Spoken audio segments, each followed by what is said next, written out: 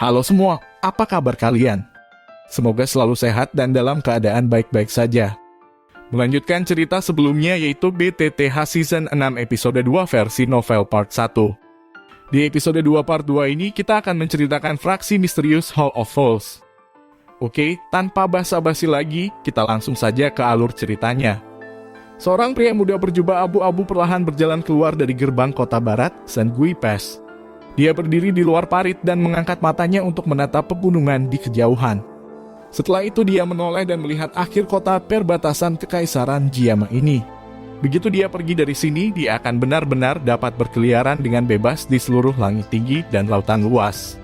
Dunia luar pasti akan lebih menarik daripada kekaisaran ini. Xiaoyan menghisap nafas dalam-dalam. Akhirnya dia berhenti merasa nostalgia dan melangkah ke kejauhan. Kulitnya yang kurus kembali perlahan memudar di tepi jalan utama. Sekitar setengah jam setelah pemuda berjubah abu-abu itu menghilang, beberapa udara hitam aneh dan tiba-tiba muncul di langit di atas Sengui Pass. Udara hitam berlama-lama di langit seolah-olah itu dirasuki oleh roh seperti hantu. Untuk beberapa waktu udara hitam bergerak bolak-balik di langit di atas Sengui Pass di mana Xiaoyan telah bertarung sebelumnya. Tiba-tiba, itu disapu oleh angin saat menuju ke arah yang sama bahwa atau itu Xiao yang telah berjalan. Sepanjang jalan itu meninggalkan jejak hitam yang sebagian terlihat. Itu benar-benar diam di jalan utama yang terletak di antara hutan hijau yang subur. Hanya ada kicau lembut burung-burung yang duduk di ranting-ranting pohon, menambahkan beberapa kehidupan ke jalan yang kosong ini. Guru sebelumnya kamu. Setelah berjalan dengan tenang untuk waktu yang lama, Xiaoyan akhirnya tidak bisa menahan keraguan dalam hatinya saat dia bertanya dengan lembut. 2 menit setelah Xiaoyan berbicara, napas lembut bisa terdengar. Yao tertawa pahit saat dia bergumam, sungguh tidak terduga bahwa atau itu orang-orang ini hadir di dekat Kekaisaran Jiama. Mereka jarang datang ke sini. Mengapa kali ini? Yao dengan lembut bergumam pada dirinya sendiri menyebabkan Xiao yang menjadi benar-benar bingung. Dia segera bertanya dengan hati-hati, guru, siapa orang-orang yang kamu maksud sebagai orang-orang itu? Setelah mendengar pertanyaan Xiaoyan, Yao terdiam. Xiaoyan terkejut ketika dia melihat cara di mana Yao berperilaku dan tidak terus mengejar masalah ini. Alisnya sedikit berkerut saat dia terus mengikuti arah peta berjalan di sepanjang jalan ini yang mengarah ke kawasan Black Corner. Namun, dia mulai merasa agak gelisah di dalam hatinya. Teman kecil, aku awalnya berencana untuk memberitahu kamu tentang hal-hal ini setelah kamu menjadi lebih kuat. Namun sekarang jejak aku secara tak terduga telah ditemukan oleh mereka. Rencana awal aku juga hancur. Jika kamu ingin tahu tentang masalah ini, aku hanya dapat mengatakan kepada kamu sekarang lebih awal dari yang aku perkirakan. Yao yang telah terdiam sejak lama tiba-tiba membuka mulutnya dan berkata, namun aku harus memperingatkan kamu sebelumnya. Bahwa atau itu fraksi yang terlibat dalam masalah ini benar-benar terlalu kuat. Ini jauh dari apa yang sekte seperti Mystic Cloud sekte dapat dibandingkan dengan. Bahkan aku merasa bahwa atau itu masalah ini sangat sulit. Saat ini kamu yakin ingin tahu? Tangan Xiaoyan bergetar tanpa sadar. Tenggorokannya bergulir perlahan saat dia menelan seteguk air liur. Langkah kakinya yang bergerak juga berhenti saat dia diam-diam berdiri di tempat yang sama. Dia memiliki firasat bahwa atau itu masalah yang akan segera disebutkan oleh Yao kemungkinan akan menyebabkan hari-hari yang tenang dan damai yang dia alami di masa lalu untuk segera menghilang. Setelah keheningan Xiaoyan, Yao juga berhenti berbicara. Namun Xiaoyan samar-samar merasakan kekecewaan yang dipancarkan dari cincin di jarinya. Setelah terdiam selama hampir 5 hingga 6 menit, Xiaoyan tiba-tiba menghembuskan nafas panjang. Dia mengangkat kepalanya dan dia menatap celah di antara daun-daun pohon dan menatap langit biru yang dalam. Jarinya menggosok cincin berwarna hitam itu sambil berkata dengan suara lembut-lembut, katakan padaku guru. Meskipun aku tidak tahu seberapa kuat faksi yang terlibat dalam masalah ini, aku hanya ingin mengatakan satu hal. Aku muridmu.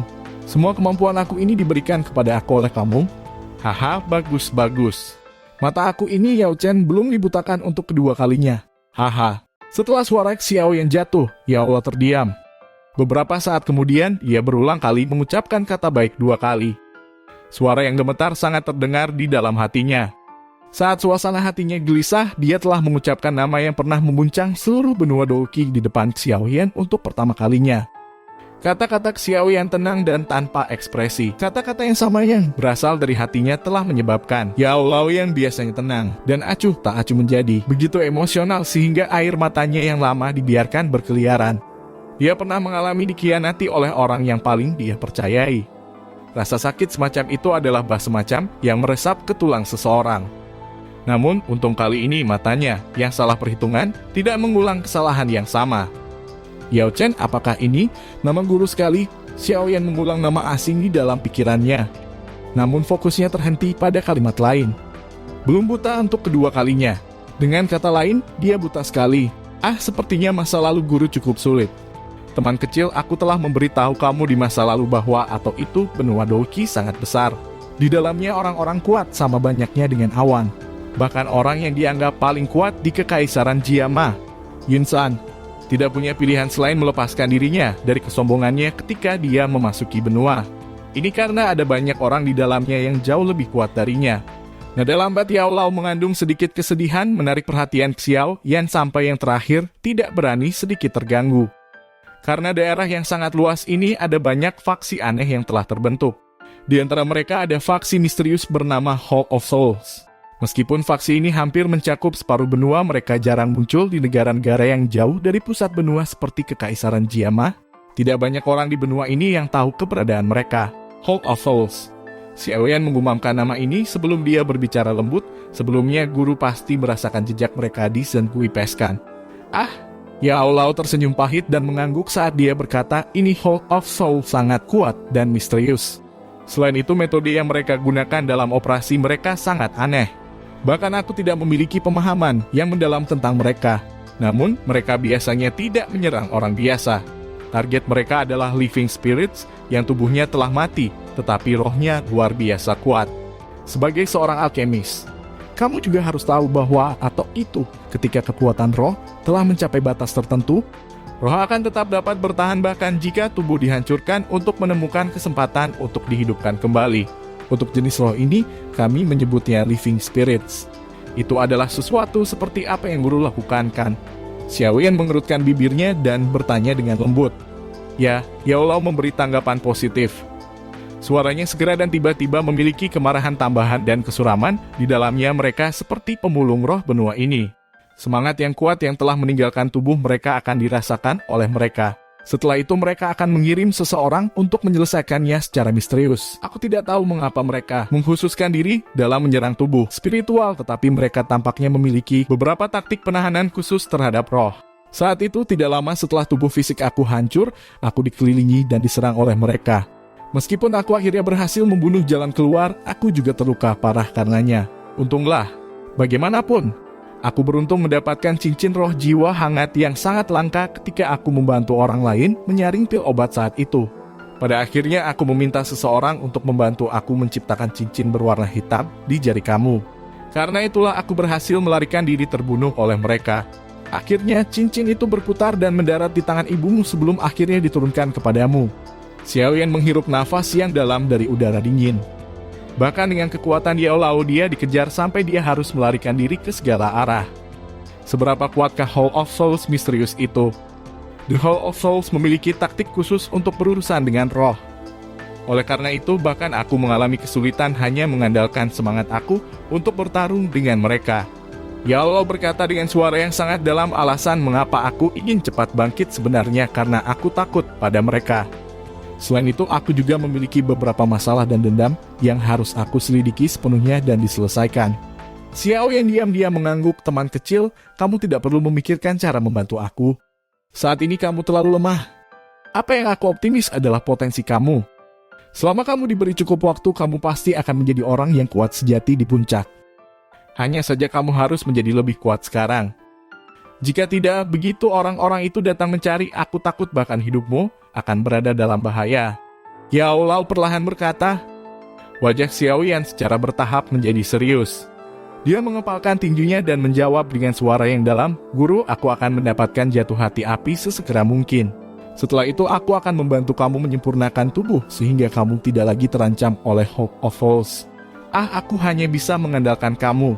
Yao Lao menghela napas dan segera menyuarakan adalah pikiran. Untung aku telah mundur ke dalam ring dengan sangat cepat sebelumnya.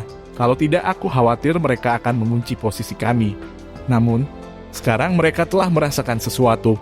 Aku pikir bahwa atau itu tempat ini secara bertahap akan memiliki peningkatan anggota dari Hall of Fools. Oleh karena itu, mungkin ada banyak masalah di masa depan di mana kamu harus bergantung pada diri sendiri. Jika tidak begitu, aku muncul sekali dan mereka mengunci aku. Hidup kami berdua akan berada dalam bahaya. Xiao Yan menganggukkan kepalanya dengan berat. Hatinya yang santai setelah meninggalkan Jiama Empire sebelumnya telah secara tiba-tiba diperketat. Meskipun saat ini tidak ada ancaman dari Mystic Cloud Surge, makhluk besar yang bahkan lebih menakutkan telah muncul. Dia tidak punya pilihan selain menanganinya dengan hati-hati. Selain itu seperti yang dikatakan Yao Lao. Arusnya benar-benar terlalu lemah. Dengan sedikit kekuatannya, lupakan tentang melindungi Yao Lao dari ditangkap oleh Hall of Fools. Bahkan Mystic Cloud Surge mampu mengusirnya seperti anjing yang kehilangan rumahnya. Tanpa kekuatan, seseorang akan menjadi tidak berdaya dan tidak dapat melakukan apa-apa. Xiao Yan menghela nafas dengan lembut saat dia mengepalkan tinjunya.